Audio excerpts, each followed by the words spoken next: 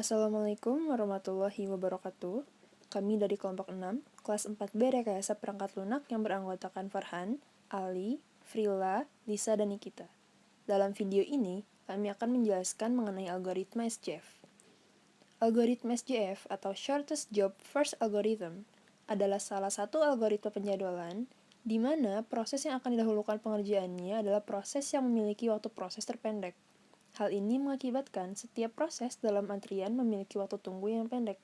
Jika suatu proses memiliki waktu tunggu paling sedikit dalam pemrosesannya, maka proses tersebut akan dikerjakan terlebih dahulu, sehingga dapat dikatakan bahwa algoritma ini adalah algoritma yang optimal. SJV jenis kedua yaitu jenis non-preemptive. Pada jenis ini, CPU tidak akan membiarkan adanya penyalaan karena jenis mekanisme penjadwalan prosesnya. Satu proses memulai eksekusi hanya setelah proses sebelumnya berakhir.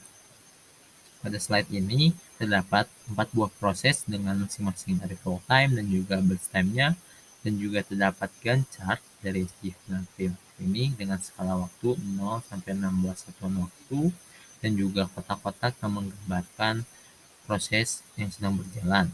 Diawali dengan P1 yang karena memiliki arrival time yang lebih awal daripada proses yang lainnya, maka P1 dijalankan terlebih dahulu.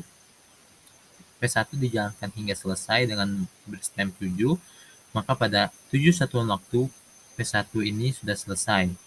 Tetapi perlu diperhatikan P2, P3, P4 sebelum satuan waktu 7 atau selesainya P1, P2, P3, P4 sudah siap atau ready di queue dengan masing-masing arrival time-nya. Setelah P1 dilanjutkan dengan P3, mengapa? Karena pada queue yang sudah ready, proses yang sudah ready itu, P3 lah yang memiliki burst time paling kecil daripada P2 dan P4 memiliki masing-masing burst time yang sama yaitu 4. P3 selesai pada 8 satuan waktu karena memiliki burst time 1, dilanjutkan dengan P2. Mengapa P2 terlebih dahulu padahal P4 sendiri memiliki burst time yang sama dengan P2 yaitu 4? Karena P2 memiliki arrival time yang lebih awal daripada P4, maka P2 didahulukan. Setelah P2 selesai pada satuan waktu ke-12, dilanjutkan oleh P4 hingga satuan waktu ke-16. Untuk menghitung rata-rata waiting time-nya atau average waiting time-nya, kita tinggal menjumlahkan selisih dari waktu eksekusi setiap proses dan waktu arrival time-nya. Sebagai contoh, eksekusi P1 itu 0, arrival time-nya itu 0, maka 0, P2 itu eksekusinya itu 8, dan arrival time-nya itu 2, maka 6, P3 eksekusinya itu 7, arrival time-nya itu 4, maka 3 selisihnya, dan juga P4 itu eksekusinya 12, arrival time-nya itu 5, maka sisanya 7. Penjumlahan ini dibagi dengan jumlah proses yang ada yaitu 4, 16 bagi 4 yaitu 4. Maka rata-rata waiting time pada SJV non-preemptive ini yaitu 4. Selanjutnya akan dilanjutkan oleh kawan saya. Jenis pertama dari SJF yaitu preemptive, yang bisa juga disebut shortest remaining time for scheduling.